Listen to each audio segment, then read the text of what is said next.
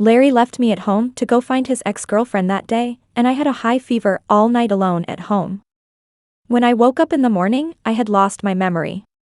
I remembered everyone, except Larry. Chapter 1. In the evening, I discovered that I had a fever, and Larry was already gone. He told me there was an urgent overtime task at work, but he didn't know that I overheard his phone call with Flora. Quiet outside the bathroom, I stood in the corner, listening to the faint weeping female voice on the phone. Larry, the power is out at my place, I'm so scared, can you come and keep me company? Then I heard Larry stay silent for a while and finally said, "Wait for me."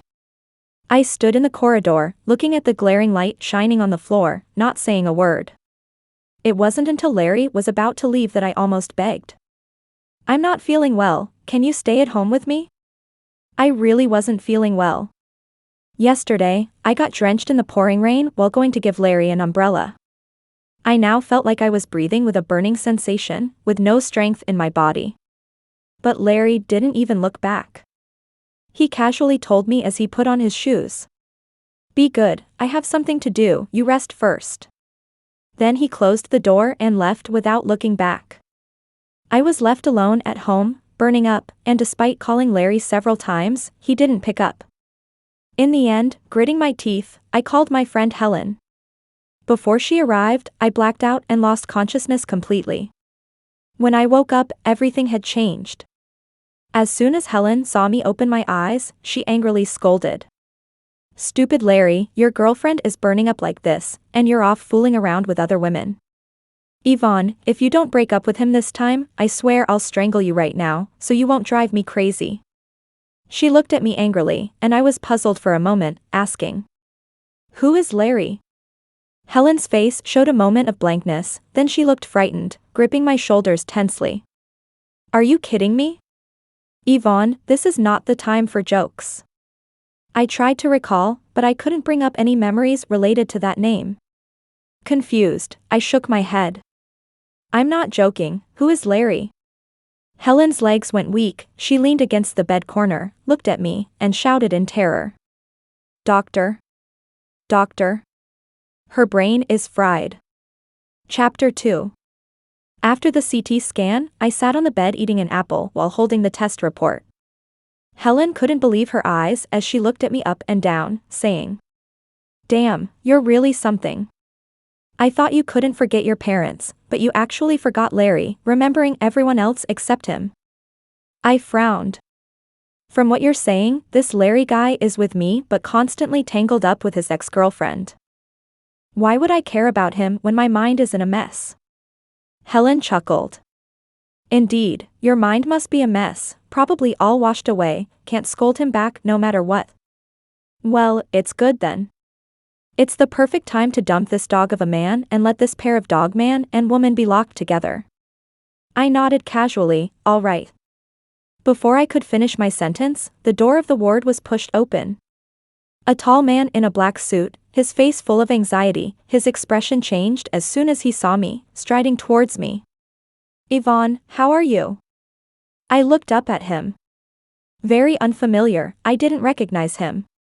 Although he was very handsome with sharp features, the type I liked. So this must be the Larry that Helen was talking about. The scumbag who I had been a doormat for 3.5 years, still lingering on his ex while being with me, leaving me with a fever at home and running to her. I almost never heard anything good about Larry from Helen, it was all about how he mistreated me, how he used me at his convenience. Helen, my friend of over a decade, we've been inseparable since junior high, she wouldn't lie to me. I looked at Larry with a hint of disgust in my eyes. Honestly, even I got tired of hearing about this doormat from Helen. How did I become such a despicable doormat? Pleasing a man who's still attached to his ex, for so many years, enduring everything without ever mentioning a breakup. How did I become like this?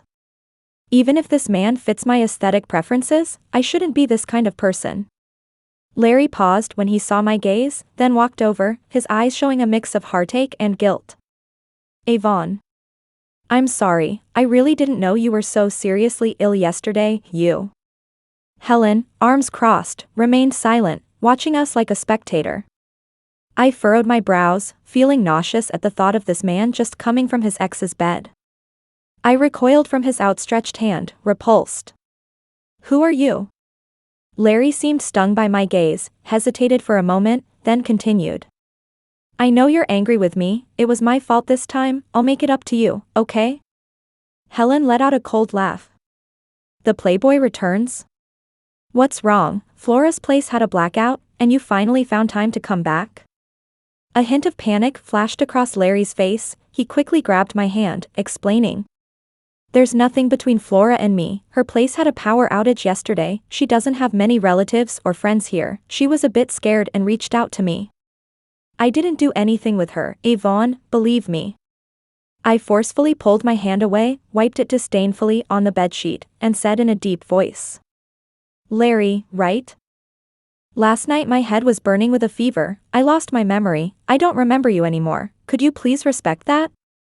Chapter 3. At first, Larry didn't believe that I had genuinely lost my memory. He thought I was just pretending to be angry and tried to coax me in a gentle and kind manner for a long time.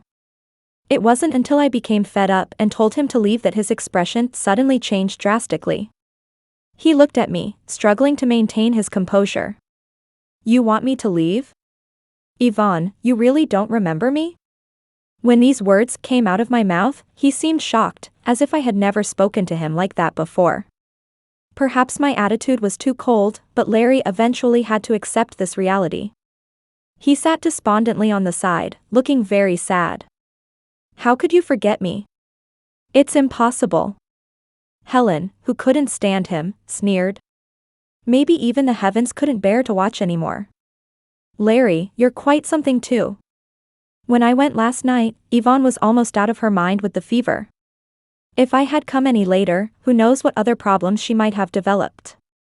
Where were you at that time? Hugging your ex at her place perhaps? I advise you to leave quickly, stop disgusting people here. Larry despondently grabbed his hair, bowed his head in pain, and said. I'm sorry, Yvonne, I'm sorry, I really didn't know you were so seriously ill. I looked at him coldly. Honestly, after losing my memory, I couldn't fathom why I had loved him so much before. Losing my dignity, losing myself, all just to stay by this man's side. And he left me when I was seriously ill, just because his ex-girlfriend said she was scared of the dark. Larry seemed stung by my gaze, he avoided my eyes, covering his face with sorrow. But I felt nothing in my heart. I calmly said to him. Since I don't remember you anymore, and you only have your ex in your heart, let's just part ways amicably. My words seemed like a thundering rebuke. Larry suddenly raised his head, his expression changing drastically. His furrowed brows looked like they could crush a fly, without hesitation he said. No. I was puzzled. Don't you like your ex, Flora? I've heard several times before that you wanted to break up with me, but I didn't agree. Now I'm letting you go, you're free. But Larry's expression didn't show the ease and happiness of having his wish fulfilled. Instead, deep pain surfaced in his eyes, as if I had abandoned him, not the other way around. Yvonne, how could you say such things? I have nothing with Flora, I just... He seemed unable to explain further, despondently hung his head, his face pale. I find it a bit outrageous. It was clear that he was still entangled with his ex-girlfriend in front of me, so why is he now putting on some kind of affectionate act for me? Larry walked up to me, looking like he had suffered a huge blow. He wanted to hold my hand, but hesitated, only standing on my bed and pleading. Forget about breaking up, Yvonne, the doctor said you might recover after this amnesia. This time I went too far wrong, give me a chance to make it up to you, let's be good together. Aren't you planning to go to Italy? When you get better, I'll take leave immediately, and we can go to Europe for a month, okay? Looking at this regretful man, I asked strangely. Why are you like this, don't you like Flora? Larry was stunned, as if he was caught off guard by my question. I continued.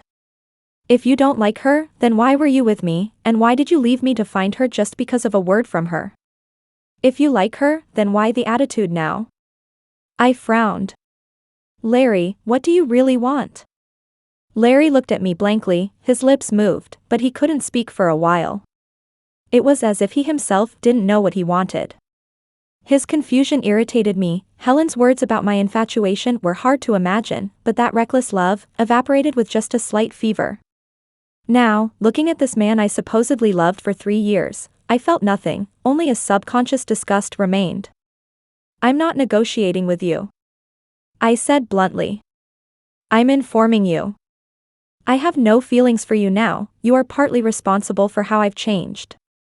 How could I possibly continue being with you?" For some reason, watching Larry's pained expression, I felt an indescribable sense of satisfaction in my subconscious. It seemed like memories of this man had disappeared, but the pain he left behind was etched into my bones, never healing. I almost maliciously said, "Larry, you make me sick with the way you are." Chapter 3. Larry looked like he had been punched in the face. He stared at me in disbelief, as if what I had just said wasn't words, but a knife stabbing through him. I saw his face instantly turn pale. But I felt nothing in my heart. In Helen's eyes, this was a man who I would mourn even if he lost a single hair. I would rush to give him an umbrella in the rain, stay up all night brewing herbal medicine for his stomach ache, and travel far and wide with him to this unfamiliar city.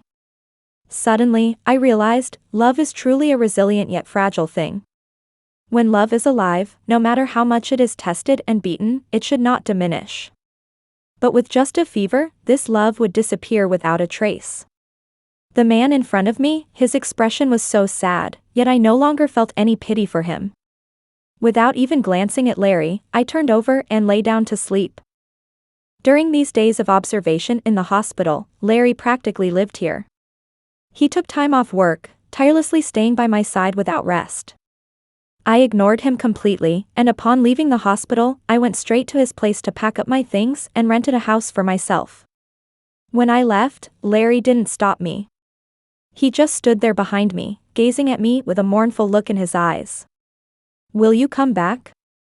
he asked me. I gave him a cold look and got into the car, driving off without a word. Through the rearview mirror, I saw him standing by the roadside, watching the direction the car went. I began to feel curious about our relationship. I wanted to know what exactly had made me so infatuated with this man in the past 3 years, and why our relationship had become so complicated. Luckily, I have a habit of keeping a diary. Although memories of Larry had vanished, I had left behind several thick diaries over these 3 years. At night, lying in bed, I flipped through my diaries. It was easy to find the entries about Larry because most of the content in these diaries was about him. March 26, 2019. Saw a guy in the library, super handsome. March 27, 2019. Fainted today due to low blood sugar. Someone gave me a piece of candy. It was the super handsome guy from yesterday. Up close, he looks even more handsome. His eyes are like stars. March 28, 2019.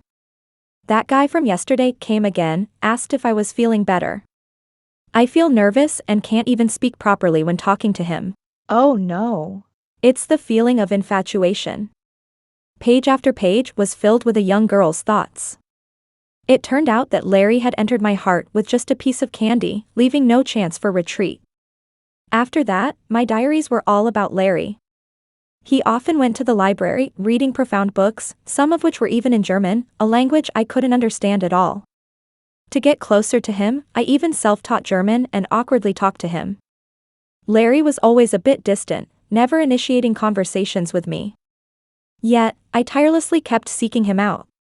During that time, he always seemed troubled, even frowning while reading, appearing somewhat melancholic. I would rack my brains to find topics to talk to him about, telling him jokes that weren't funny at all, getting rejected several times but still persisting in inviting him out for dinner. After 3 months of persistence, he finally gave in and chuckled at me when I made another excuse to go out with him.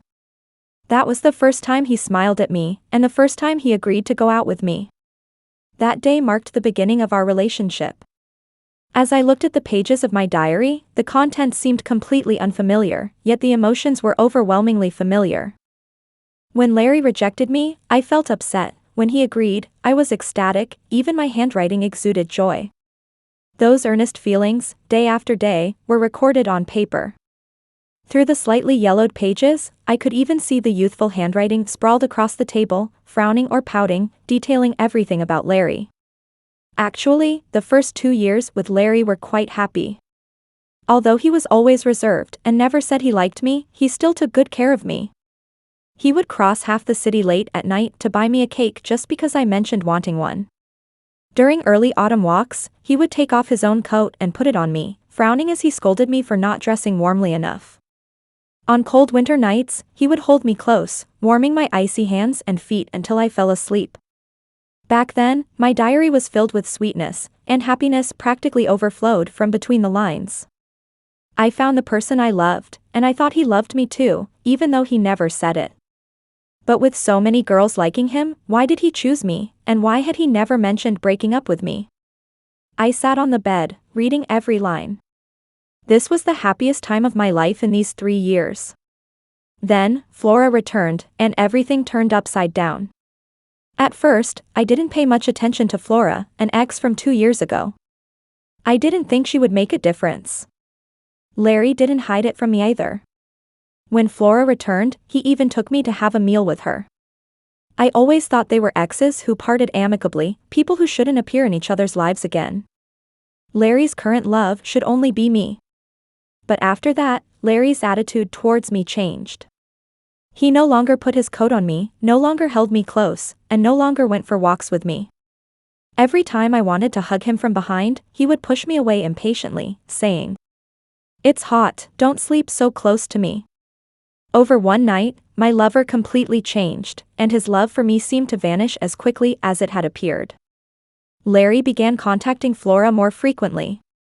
Many times, waking up in the middle of the night, I would find no one beside me, but Larry locking himself on the balcony, frowning as he smoked, cigarette butts scattered on the ground.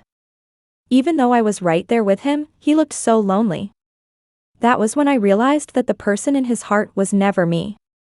I was so naive back then, always thinking that as long as I could be by his side, he would eventually realize his true feelings. But the truth turned out to be far more cruel than I had imagined. One night, I woke up to find Larry missing again. As I was about to go look for him, I heard muffled arguments coming from the balcony. Being with Larry for over 2 years, his emotions had always been restrained.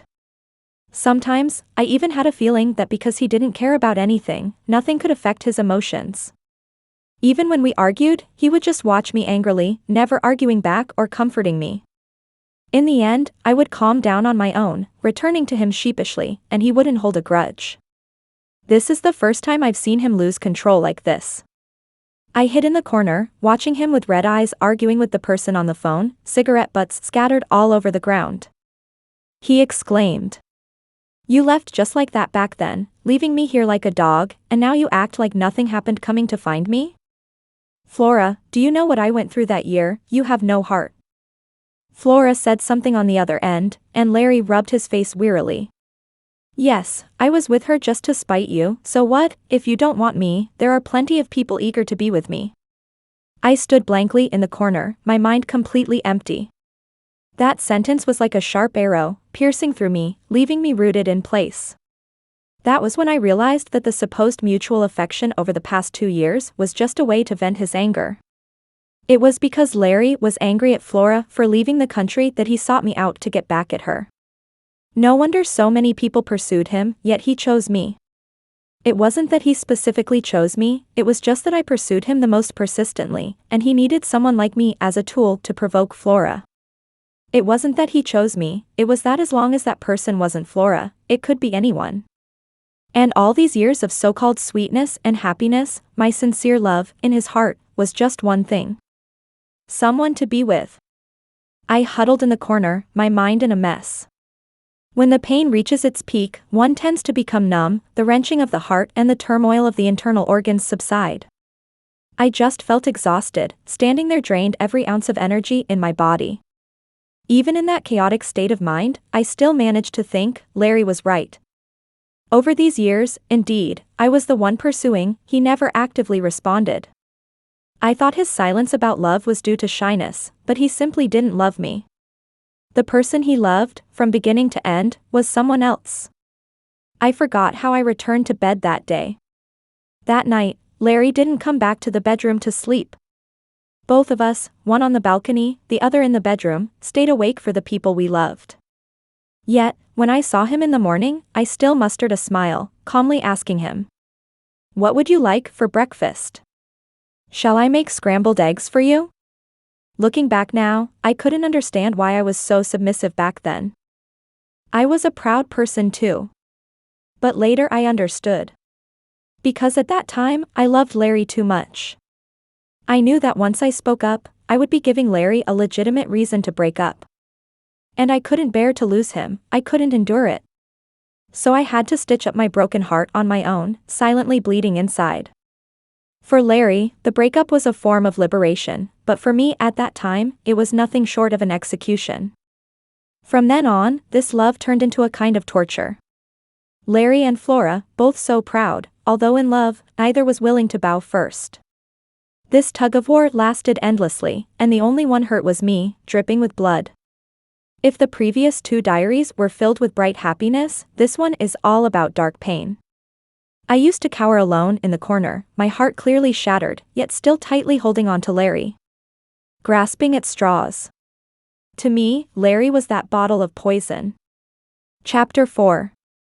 I set aside the diary. I no longer remember the stories in the diary, that feeling has long disappeared.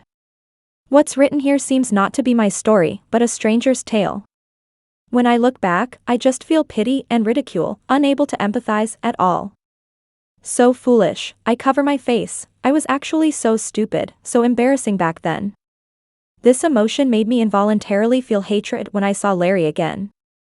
Because seeing him, I thought about the days when I was like a humble dog, and this man was the culprit trampling on my dignity. He really turned me into a dog, summoned and dismissed at will. Looking at Larry's pale face, I thought, what the hell does he have to rely on? It had been over half a month since Larry last came to find me. When I saw him again, he looked much more haggard, with a weary appearance.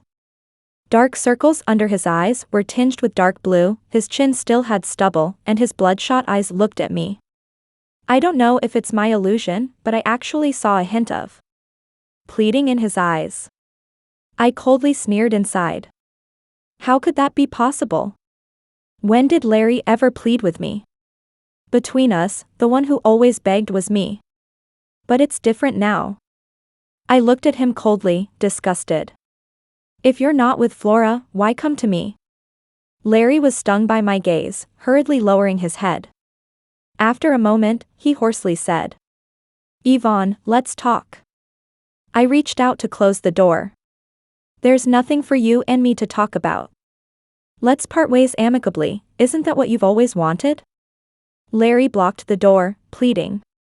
"It's not like it won't make a difference now. We've been together for 3 years. Even if you want to part ways, we should clarify things, right?" After some thought, I agreed. The end of this relationship needed an explanation. Not for my current self, but for the girl who once bit her lips until they bled in the night, too scared to cry out. I opened the door and let Larry in. Larry seemed to have been drinking, reeking heavily of alcohol, even stumbling a bit as he walked. He slumped into the sofa, rubbed his face, his voice hoarse from smoking too much.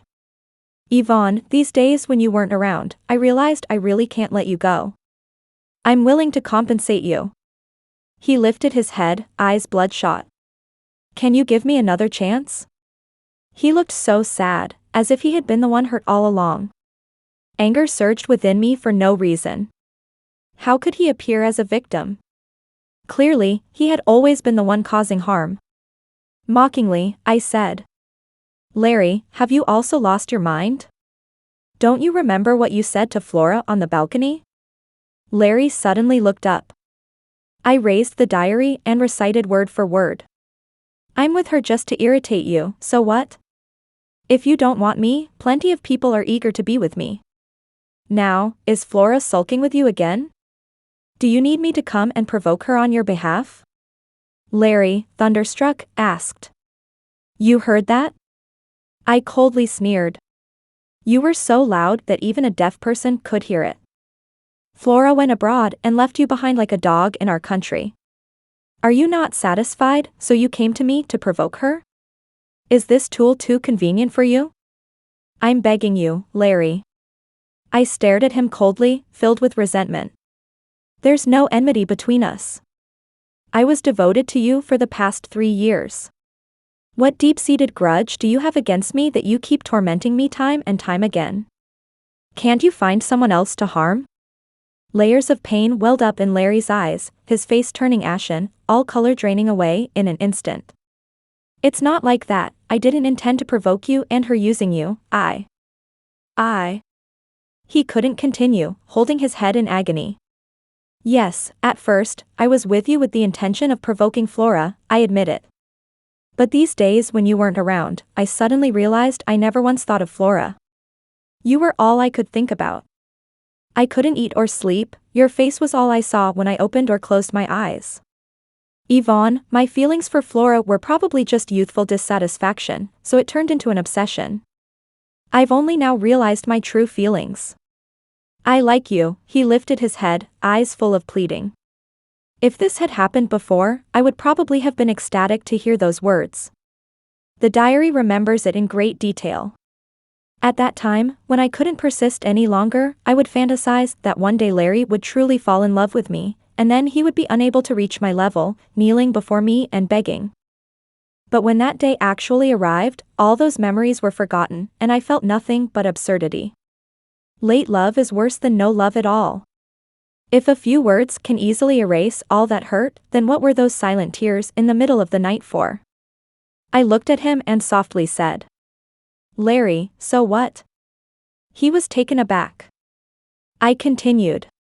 You've suddenly seen your true feelings, so should I happily rush back to you? It's not me you need to apologize to. I stood up, looking into his eyes, and said word by word. The Yvonne who loved you died the night you left Flora alone at home because of her. Larry staggered, a hint of unbearable pain flashing in his eyes. I pointed to the door and said, Just go. Chapter 5. Larry left in a daze, as if someone had taken away his spirit, leaving only an empty shell. Now that I've stepped out of this relationship, I can somewhat understand what he really meant. It's always the case that what you can't get is always the best. How much does he really love Flora? I used to think he truly loved Flora, but now I'm not so sure. If he really loves Flora that much, he could easily take this opportunity to be with her. To me, his feelings for Flora are just like what he said, just a person who is used to being chased for the first time being dumped, unwilling to accept it, turning into an obsession over time. This obsession doesn't even surpass his pride. He has never lowered his head to Flora or tried to win her back. And me? He might not even like me as much as he claims. It's just that he's used to being with me, only feeling uneasy when I'm gone. I pulled back the curtains and noticed that Larry hadn't left. He was still standing under the sycamore tree outside my house. His khaki coat swayed in the wind, his whole figure looking thinner, standing there with a touch of desolation. The wind outside was getting stronger, and the sound of raindrops hitting the window could be heard. It was raining. Yet Larry hadn't left. As if he couldn't feel it, he lit one cigarette after another, the ember flickering in the gloomy weather. Soon the rain intensified, extinguishing his cigarette. There he stood, unmoving, letting the downpour soak him completely. As night fell, there were almost no people around, and under the dim streetlights, he seemed frozen in place, alone. Suddenly, my phone received a text message. It was from Larry. If I were to experience all the pain you've been through, would you be willing to forgive me once? I coldly watched him standing in the rain and drew the curtains shut. What's the point of putting on this act now? My pain won't lessen by even a fraction. Once, I was afraid he'd get drenched in the rain, braving the storm to bring him an umbrella. Now, I watched him get soaked in the heavy rain, feeling nothing. I just thought, what goes around comes around, heaven spares no one. I never expected Flora to come looking for me. When I received a message from Flora saying she wanted to talk, I didn't pay much attention to it. I didn't want to have anything to do with this woman, so I simply didn't respond to her. Who knew she somehow got hold of my address and actually blocked me when I was walking downstairs? I looked at the woman in a long windbreaker, wearing sunglasses, with vivid red lips, a sharp and delicate outline. She was an aggressively attractive woman, and I began to understand why Larry was so unwilling to let her go. In plain terms, Flora and Larry are actually of the same kind. They are naturally superior, destined to be superior in appearance, family, and ability. They are accustomed to being pursued and are also used to being proud. Perhaps the attraction between her and Larry is a kind of affinity among equals. Yvonne, right? Hello, I'm Flora. Flora extended her hand, painted with burgundy nail polish, and raised her head slightly, her expression cold. I frowned and did not shake her hand. I had a natural aversion to this woman. Although memories of her had completely disappeared, the subconscious hostility towards her had not yet been erased. She and Larry were shooting arrows in all directions, my heart already riddled with holes. Even though I had amnesia now, those old wounds had not healed, sinking to the bottom of the valley the moment I saw her again. I pretended not to see her and walked past her directly. I didn't like Flora, not only because she was Larry's moonlight, but also because she knew Larry already had a girlfriend and still interfered with us without any guilt. This kind of person is always self-centered, never caring whether they hurt others, with no moral boundaries and complete selfishness. Flora called out to me from behind, "Wait, about Larry, I want to talk to you." I turned back and looked at her coldly. "I have amnesia now. If you like Larry, take him, there's nothing to talk about between us." Flora adjusted her hair slightly and smirked. "I don't think you want to be surrounded by onlookers here. I just want to talk to you for a few minutes, then leave, I won't bother you." I was a bit annoyed, but also afraid that if I ignored her, she would keep coming to find me. Honestly, her and Larry, I really don't want to see them again. "There's a cafe over there," I said impatiently. "I'll give you half an hour, don't come looking for me again after you're done talking." Sitting in the cafe, Flora elegantly stirred her coffee with a small spoon. I didn't like her attitude. Flora always gave me a sense of superiority, just like the former Larry. "I'm sure you already know about me and Larry," Flora said. Flora raised her chin slightly. "I've been with Larry for a shorter time than you, about a year or so." "Did he confess his feelings to you?" "Of course not. I pursued Larry for several months before he reluctantly agreed to be with me. He didn't even give me a clear answer, just nodded." Flora seemed not to need my response, continuing, "Larry is quite annoying, he won't give up until he achieves his goal. He pursued me for 6 months back then. He sat next to me in class, followed me after school, and when their basketball team won the championship, he just ran up to me and kissed me in front of everyone, making it a public spectacle, insisting that I be with him." The Larry in her mouth made me feel very strange. Larry always seemed a bit indifferent in front of me. He never acknowledged my existence in public, never posted about me on his social media, never introduced me to his friends, and never kissed me in public. I always thought he was naturally aloof. Turns out, he can also be passionate.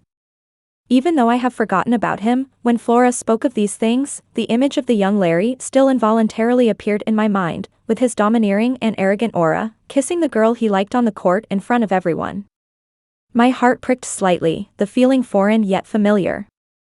Flora smiled slightly, as if mocking me as just a third-rate supporting role who should exit their fairy tale-like love story. That's just how he is, never caring about making a scene. Whatever he likes, he must have. Later, I went abroad, heard that he drank alone at home for 3 days, had a stomach bleed, and was rushed to the hospital. She sighed, lowering her eyelids. "He, such a proud person, never willing to apologize to me, only knows how to provoke me in other ways. Must have made you suffer." Listening to her seemingly sympathetic but actually disdainful words, a smile tugged at the corners of my mouth. "Oh. He never apologizes to anyone?" "Yesterday, he came to beg for my forgiveness, stood in the rain all night." I feigned surprise. "You didn't know that?" Flora suddenly looked up, her expression changing instantly. Watching her shocked expression, I smiled and took a sip of coffee. "It seems you don't know Larry that well either, after all, you've been apart for so many years." Flora's fingers tightened around the coffee cup, the knuckles turning pale. She struggled to maintain a calm demeanor. "I didn't come here to argue with you. Since you don't remember Larry anymore, there's no need to cling to him again, right? Your beginning was a mistake, it's time to set things right." I sneered, what's the point of telling me all this? Now Larry is the one clinging to me, not the other way around. If you have the ability, bring him back to your side. If not, just stay put. This woman was truly unbearable. Whether before or after amnesia, she always had this shameless attitude of casually hurting others. Flora, are you addicted to being a homewrecker? I stood up, looking down at her mockingly. As soon as these words were spoken, all eyes in the cafe turned to us, watching in astonishment. The girl next to us had an excited expression, whispering to her companion. Is the mistress here to negotiate with the wife? Damn, shameless. Flora turned pale, gritting her teeth and forced out, what are you talking about, are you crazy? I ignored her and walked away. If you insist on dragging me into this, then you'll have to deal with it yourself. I walked ahead, with Flora still following closely behind me. Maybe she was afraid I would say something shocking in public again, as she didn't dare to come near me. She just followed me from a distance, seemingly planning to confront me once we reached the entrance. Feeling annoyed, I was about to turn around and talk to her when I suddenly noticed from afar, leaning against a tree downstairs, a person with a cigarette between his fingers, surrounded by a cloud of white smoke. Larry. Now we had all three gathered together. Larry saw me from a distance, a hint of a smile appearing on his face as he was about to wave at me. Then he immediately noticed Flora behind me, the smile vanishing from his face instantly, his hand freezing in midair. He quickly extinguished the cigarette and threw it into the trash can, striding towards me with large steps. Flora also saw Larry, a momentary paleness on her face, which quickly returned to a natural state as she greeted Larry with a smile. What a coincidence. Larry ignored her, frowning as he stood in front of her. What are you doing here? What did you say to her? Flora struggled to maintain her smile. She forced out, I didn't say anything, just casual conversation. With suppressed anger in his tone, Larry demanded, I told you not to come find her. What's your intention? I watched coldly from the side. This was truly a fresh development. In the past, Larry would say these words to me, warning me repeatedly not to go looking for Flora. I had indeed listened to him and never went to find her. Now the one being warned was Flora. It was truly a case of roles being reversed among the three of us. Flora probably felt uncomfortable being scolded by Larry in front of me. Her face fell instantly, looking at Larry with an unfriendly tone. Larry, what the hell do you mean? You were the one clinging to me in the past, and now you want me to leave? What do you take me for? I crossed my arms and watched the drama unfold. Larry glanced at me, lowering his voice, stop causing a scene here. I won't come looking for you again in the future. We had broken up a long time ago anyway. Flora clenched her fists tightly. You think it's over just because you say so? Then what about everything that happened before?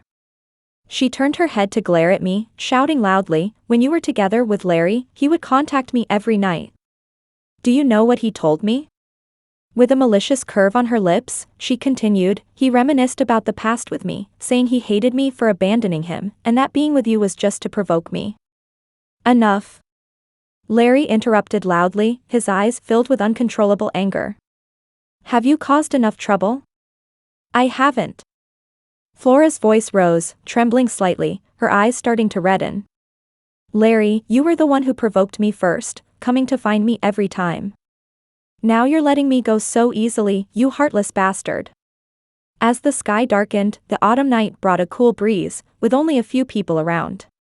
The warm yellow streetlights came on. A hint of tears flashed in Flora's eyes as she looked at Larry with red eyes and choked out, didn't you tell me that you were only with her to spite me? Now that I'm back, why are you still coming to find her? Larry was speechless. After a while, he muttered gloomily, I'm sorry for what I did to you. I was just unwilling to let go of you, mistaking that unwillingness for love. Now I realize that all along, I've only loved Yvonne. You left, and I was just unwilling, but when she left, He touched his heart, looking lost, and said hoarsely, it hurts here, as if a piece has been hollowed out. Now I understand what love truly is. I can't be without Yvonne, He glanced at Flora. Let's forget about us, we should have let it go a long time ago. Flora suddenly looked up, a tear falling from her eye as she gazed at Larry with hatred in her eyes. After a moment, she quivered and spoke with resentment. Larry, you're always like this. Do you know why I went abroad in the first place? I never felt loved by you. You just thought that I was the only one worthy of you. You were just accustomed to pursuing the best, but from start to finish, you never truly loved me. Tears fell continuously, but she stubbornly refused to wipe them away, just looking at Larry in despair. You don't even know what love is, you don't deserve to be loved. Yvonne doesn't even remember you now, that's your retribution. With that, she glanced at Larry one last time, turned around, and walked away unsteadily, her frail figure seeming desolate and lonely. The atmosphere became tense. Larry gave a bitter smile and walked up to me, whispering, "She's right, I deserve this. This is my retribution." Despite resenting this man in my heart, seeing this once lively man looking worn out like a different person, I couldn't help but feel a bit sorry for him. But that was all. I didn't say anything more, I turned and walked away. The wind grew stronger, tousling my hair, and I suddenly felt a bit uneasy. Behind me, Larry's voice scattered into the night. He said, "Yvonne, I'm willing to atone, please." I opened my eyes wide. In my impression, Larry has never begged anyone. The word beg is not in his dictionary. He has always been proud and almost arrogant, how could he beg me? I stopped in my tracks, about to speak when I heard Larry exclaim in shock. "Yvonne, move aside."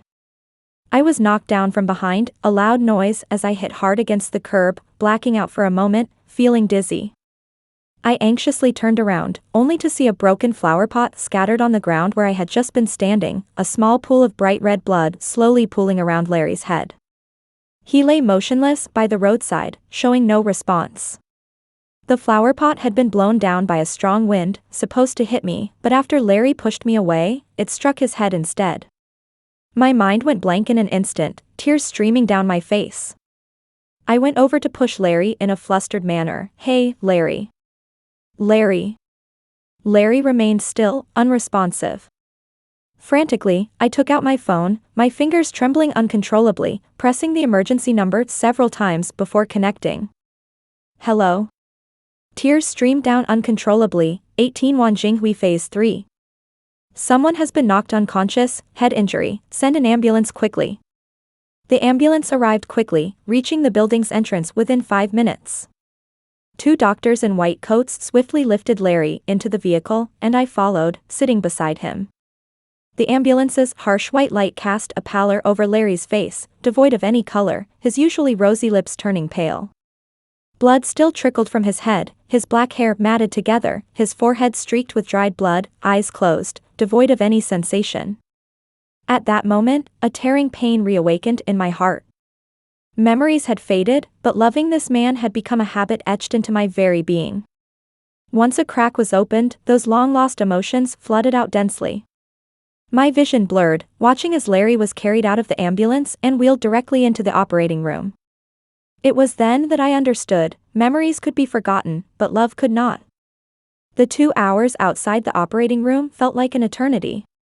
My mind was a chaotic mess, feeling both everything and nothing, a blank slate. I could only stare blankly at the red light outside the operating room, lost in thought.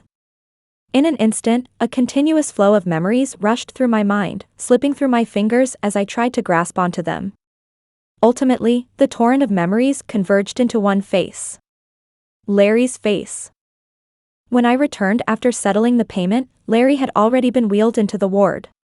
His face was pale, lips slightly cracked, having lost weight over the past few days, looking almost unfamiliar in the hospital gown, appearing quite empty. I sat by his side, feeling a pang in my eyes. "Hey." As tears fell from my eyes, Larry's weak voice sounded. Although his head was tightly wrapped in bandages, looking terribly miserable, his eyes were filled with a smile. "Why are you crying?" Stubbornly, I replied, "It's none of your business, and I'm fine with that." Larry closed his eyes to rest for a moment, then struggled to open them again, his voice so weak it was almost inaudible. "Yvonne, will you forgive me?" He seemed on the brink of collapse, and in my panic, I was about to answer, but for some reason, the word of forgive got stuck in my throat and I couldn't say it. Larry lifted his eyelids to glance at me, a hint of disappointment flashing in his eyes. As I was about to speak, a doctor approached from behind and said to me, "You're the family member, right?" "The patient is fine, the flower pot just grazed the skin, a CT scan showed no impact on the brain. But there might be a slight concussion, so we need to observe." I was stunned. "He's fine." The doctor glanced at me, what, a bit disappointed? I was dumbfounded, quickly waving my hands. No, I looked at Larry in the hospital bed. He was pretending to sleep, but the corners of his mouth couldn't help but keep curling upwards, his eyelashes trembling. Damn it. I was fooled. All my tears were shed in vain. I gave a cold look. Okay, I got it. Once the doctor left, Larry dared to open his eyes, smiling apologetically as he held my hand. "I was wrong, He lowered his head, forcing a smile. "You haven't worried about me like this in a long time." My heart trembled, and inexplicably, thoughts of those sleepless nights flooded my mind again. Subconsciously, I pulled my hand away from his. Larry didn't have many relatives here, so I took care of him during his days in the hospital. Flora came by once. I didn't know what she and Larry talked about, but I saw her look at me with a complex expression as she left, traces of tears in the corners of her eyes. I remained silent and entered the ward. Larry was sitting on the bed, looking out the window. When he saw me come in, his eyes lit up slightly. "Avon." I sat on the chair beside his bed, unsure of what to say. Larry tentatively said, "I've already cleared things up with Flora. She won't come looking for me again." I glanced at him but remained silent. Larry continued, "I've thought a lot in these past few days. Strangely enough, getting hit on the head made things clearer for me." He chuckled softly. "Actually, Flora sees things more clearly than I do. All along, perhaps I never truly loved her, I just got used to wanting the best. Everyone was in relationships, so I wanted to be with the most beautiful and charming girl. Actually, when we were together, I just felt like it was the right thing to do. I've never been so worried and anxious as I am now." Larry sat on the bed in a patient's gown, bowing his head. He rarely showed such vulnerability, as if he was completely baring his heart for me to see. Later, when she went abroad, my heart was filled more with regret. I've never been dumped before, and I felt very embarrassed. He chuckled bitterly. Now looking back, I was so foolish. I could never really understand my own feelings. Even with you, you left me, and only then did I realize that I had liked you for a long time. I was speechless.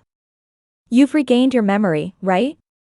Larry's smile was tinged with bitterness. I glanced at him. After sharing a bed for 3 years, we knew each other almost better than we knew ourselves. He could tell, and I wasn't surprised. When did you realize it? I asked. Larry tugged at the corner of his mouth. In the ambulance. His eyes carried a hint of nostalgia. He tried to smile but couldn't, so he said reluctantly. You looked at me the same way as before. My heart ached, and I remained silent. Larry raised his head, forcing a smile. However, it seemed strained no matter how you looked at it. Do you still love me, right? I looked at him and said firmly, yes. When the memories returned, so did the love. I didn't want to love this man, loving him had caused me so much pain. Yet, I was deeply entangled and couldn't free myself. A glimmer shone in Larry's eyes, then quickly dimmed. But you won't forgive me, will you? I pondered for a moment, stood up, and walked to the window. The leaves outside had turned yellow, forming a thick layer on the ground. I gazed at the bare branches and suddenly remembered that story for no apparent reason. The child on the sickbed said that when the last leaf fell from the tree, his life would end. Larry was living fine now, but something had died as well. Our relationship had died, and what's dead cannot be revived. With my back to Larry, I softly spoke, yes. I remember now, I still love you, but I won't forgive you. Before, my emotions blinded me, and after losing my memory, I realized how absurdly wrong I was. Life isn't just about love, and love isn't worth trampling on my dignity like this. I turned around to look at Larry seriously. Larry, a missed opportunity is just that, a mistake can be corrected, but time cannot be turned back. I can't pretend it never happened. If I were to be with you again, I'd probably think every day about how you left me sick at home just for a word from Flora. That thorn in my heart would never go away, and I wouldn't be happy for the rest of my life. If I forgive you, I walked over and held his hand, calmly said. I wouldn't even be able to forgive myself. I've had enough. This was the first time we had such an open and honest conversation after breaking up. We both laid ourselves bare for each other to see. Larry's eyes were red, seemingly unable to bear the weight of my words. He tightly held my hand, hoarsely pleading. I won't. I really won't. Can I have just this one chance? Suddenly, he broke down, burying his head in my hands, crying out in pain, his whole body uncontrollably shaking. I was wrong, I really was wrong, please, I'm begging you, please. The scalding tears fell on my hand, burning a tremor in my heart. I'm sorry, I choked, I used to love you the most, more than I loved myself. But now, I think I should love myself first. Larry's body crumbled inch by inch, suppressing his sobs, holding my hand and crying softly. This consistently strong and proud man seemed to finally bend his back, bringing out his most precious dignity, but it was too late, nothing could be undone. I wiped away the tears in my eyes and hugged him for the last time. You will meet someone you love again, I hope you won't miss them next time. Saying that, I forced myself to stand up, not daring to look back, and quickly walked out of the ward. Behind me, the pain in Larry's crying voice was almost overflowing, his hoarse voice calling out. Yvonne. I can't be without you. I glanced back at him for the last time. He was wrapped in the empty hospital gown, tears flowing in a disheveled manner from his red eyes. Like an abandoned stray dog. Just as I felt when he left me behind. I turned and left the ward. Chapter 6. After that, I never saw Larry again. He never appeared in front of me again, but I always felt like he was by my side. A corner of a coat on a street corner, cigarette butts scattered downstairs, he never let me see him, but I could always see the traces he left behind. From the initial unbearable pain to eventually getting used to it. Before, I always thought that without Larry, I wouldn't be able to go on. After going through all that, I found that I seemed to be doing just fine without him. Later, I had 2 more relationships, but various issues always led to breakups. By the time I got into my 3rd relationship, we finally got married smoothly. This man wasn't as outstanding as Larry, but he always put me first. His phone password was my birthday, always open for me to see.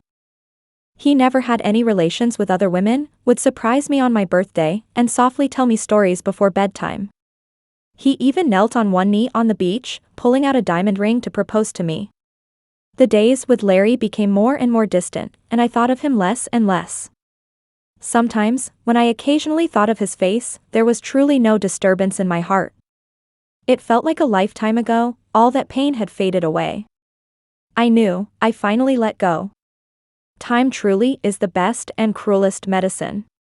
Even the most unforgettable love, even the sleepless nights of pain, will eventually be worn away. The night before the wedding, I received a text message. If he treats you badly, come find me. I will always wait for you. Then, perhaps feeling that this message had a somewhat cursed meaning, another message followed. I wish you happiness. It was from an unknown number, but I immediately knew who it was from. Lost in thought, my husband came over. What story would you like to hear tonight? I quickly deleted the messages with a few taps, smiling as I threw myself on him. Let's hear the story of the Little Mermaid. In fairy tales, the prince's rejection shattered the Little Mermaid's heart into foam. But in reality, the abandoned Little Mermaid will always find the one who steadfastly chooses her.